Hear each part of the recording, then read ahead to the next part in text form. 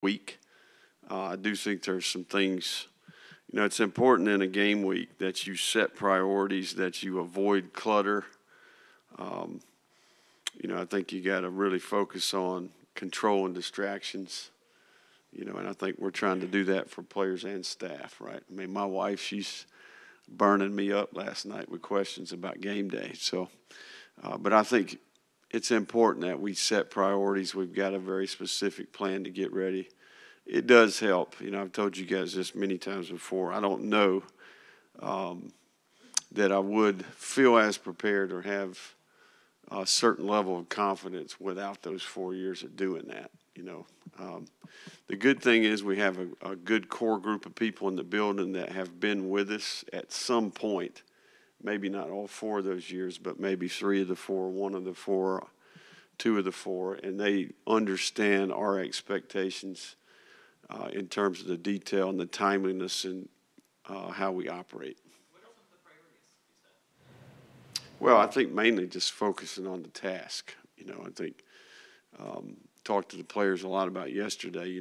Execution is ultimately what's going to decide the game. Anything that doesn't contribute to that, I think can be a distraction this time of year. So we try to map it out for them. And I think it takes self-discipline and focus and keeping the main thing throughout the week so that ultimately each week you start over.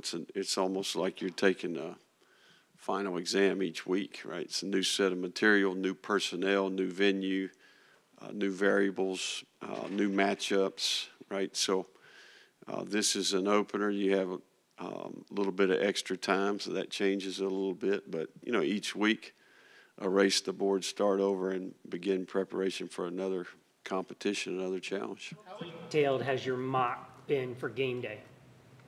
Yeah, no, I think we – Practice coming out of the tunnel, like which side you're going to be on, all that? Like I don't expect you to run to the other sideline. the spring game was a healthy exercise. I think we, actually – creating 2 teams. We did a mock Friday to some degree with both teams. We do some of that in training camp as well. We actually went to the hotel. We did pregame meal. We did chair drill. We did gator walk. I mean, we've done unit warm up pregame, and so I think that maybe every year you don't do that, but I think in year one, obviously feel like it's worth giving the players that experience so that they know what to expect. Will you have butterflies or jitters, or are you beyond that at your age? No, I don't think I'm ever going to be beyond that, right? I think as a competitor, man, I mean, these are football in particular. You work the entire year. You only get so many opportunities to compete, right? I think what I've learned over time is that the important part is that how do you get to a place where you are well prepared and you have confidence, right, as a competitor. And I think as a head coach, having done that, I don't know how many times, 40-plus times, right, you make a lot of mistakes, right? So I think along the way, you learn what works for you and what helps you deal with some of that, So I think I'm a little bit more seasoned maybe than I would be if this was the first time. But it's a new place, and for me, it'll be a new experience. There'll be some things that will, I think the big thing, we've got to continue to learn. We've got to continue to refine our process to get the team ready, right? We talked about that just a minute ago with the staff, right? So, everything that we do can improve regardless of the outcome, right? I mean, you might get a great outcome, might get a bad outcome. Each part of what we do can improve independent of the result. How would you describe your approach to play calling on game day, and how collaborative is it, and how much is scripted, and what do you go through? Yeah, I don't know that those are things I'd like to talk about publicly here, but we have a process that we go through to get ready to, and I think that a lot of the work is done during the week, but I think as you approach the game, We do a number of different things. I think the quarterback is involved in some of that. I've learned that, that guy's confidence and comfort level with certain things is important. Him anticipating, we're on the same page relative to down and distance and field zone and the clock. I think that's an important piece, is the quarterback and the play caller being on the same page. I think that's the benefit for me, is that I'm in the room with that guy in a game week. We're spending a lot of time together. So, we empower every person on the offensive side of the ball, truth be known. We give everyone input and ownership in their particular area, whether it's field zone, down and distance, or the clock.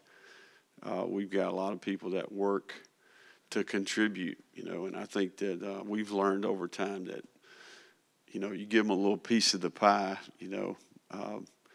I think that it creates a good chemistry and morale in the building. So we give everybody an opportunity to contribute during the week. Utah's running attack, they have a bunch of guys, and I think 1,000-yard back that comes back this year. Yeah, I think they have a fantastic system on offense. I think what you described there is accurate, right? They're balanced. Obviously the running backs are returning. This is a well-designed running attack, in my opinion. I mean, I admire the brand of football that they play. I think a number of different surfaces. I think they obviously do a good job of designing the plan, either ors. I mean, it's well thought out. I mean, their coordinator, I've watched this guy for a long time. He's good at what he does, and he's got a quarterback that can make the decisions. So, there's a reason why they're well thought of, going into the season. The number of returning players that they have, offensive line, tight end, running back, receiver, and most importantly, the quarterback. So they present a lot of challenges for you on offense, for sure. You mentioned a lot about the swamp and the environment. Do you have time to kind of soak that in Saturday, or are you just locked into the game plan and the game? No, there'll be plenty of time to soak that in. I can promise you that. It's part of the reason you take the job, right? It's for those special experiences in that place. So we look forward to that. When your wife's blowing you up last night, did you have all the answers for her? Please don't write stories about that. I'll be in trouble. I'm messing with you. Yeah. Did you have all the answers? Yeah, we do. We've got, I can't compliment Miss Nancy enough. She's fantastic. My wife continues to brag about her all the time. So, and Josh Thompson, is a pro. So we've got really good people here. So that have experience at the University of Florida. I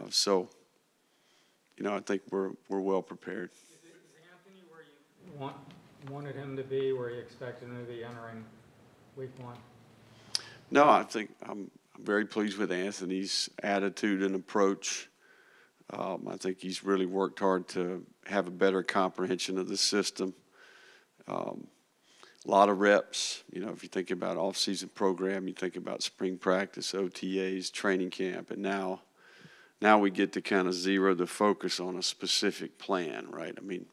Spring ball and training camp, the number of variables is way up there, right? Because you got a lot of install on both sides, right, offense and defense. So this kind of narrows the focus, and I see it's good to see him buying into the routine in terms of the way we approach it with the quarterback. So, he's got a punch list of things that he needs to do each day, starting yesterday, and it requires some self-discipline. It's not easy. But I think he loves the game, and I think he's bought into this. The preparation ultimately is going to give you the confidence so you can go play fast and make good decisions and put the team in position to win. Hey guys, we've got time for a few more. We'll go to Graham and then Pat. In terms of information that people want you to divulge, just want to get your thoughts on releasing a depth chart at the beginning of the week as opposed to maybe the middle of the week, which is what you did at Louisiana, and just where you kind of stand with even releasing one in the build-up to a game. Yeah, no, we I think some of those things are, a little bit, you can make a big deal out of them or you can't. I think we're not necessarily just a certain level of, you want to be process-oriented. The too deep is not, ready to be put out there until probably Wednesday when we walk off the field. And sometimes then it's a little bit to be determined. But I think in fairness, to you guys, we give you something that you can use, that you can talk about. Sometimes that changes depending on availability of players, and a lot of those things are up in the air. But we give you too deep on Wednesday night at the presser, and then you can take that and do what you want to do with it. Billy, how much different do you feel on Monday of game week versus the first day of fall camp about your depth? Because you talked a lot about that. Yeah. No, I think that's a good question. I think obviously we've observed and seen the growth, not only physically, the set of fundamentals and techniques, but also just the football IQ, the awareness of the players. A lot of players have grown. I mean, I think you walk off the field in spring practice and it's pretty apparent that you got a lot of work to do, and you spend all of May, June, July, you give them a plan for improvement, you work on all these different things for each individual, and then they show up for training camp. Okay, hey, they have made a jump, they have done a lot of work in the off season, and then you see, you're there every day. I think this time of year is always tough for coaches because you know every issue that you have, and you're anxious to see how you're going to perform against another team, right? So it's not like the NFL where you get some inter-squad, practices and you get a couple preseason games, You're beating up on each other, you're playing chess with each other, and then now all of a sudden in front of everybody you got to go play the first one. So, but I do think we've got a lot of young players that have minimal experience that have improved. Last question, Jacob. You mentioned using this week as a week to kind of learn what you have with your team and to kind of get into the rhythm of game week. How important is it potentially to play a team as strong as Utah to open things up to really learn what you have and to start it off that way? Yeah, I think it's healthy. I think it gives you a little bit of an edge when there is respect there. You'd like to think that each team performs independent of the opponent. I think there is, and we'd like to get to a place around here where we're, our preparation is really the same independent of who we play or where we play, if that makes sense. I mean, it's just a different set of variables, but I do think that we all have some human nature in us, and I think it's healthy for our players and the entire staff that we play a team that's well regarded out there, that has significant success in the past and brings back a lot of really good players. So,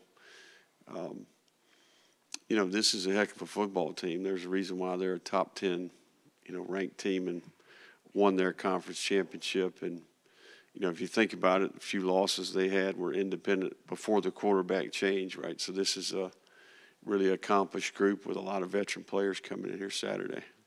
All right. Thank you, Coach. All right, guys. Thank you all. Yeah, no, it's Monday. A lot of work to do. Thank you, guys.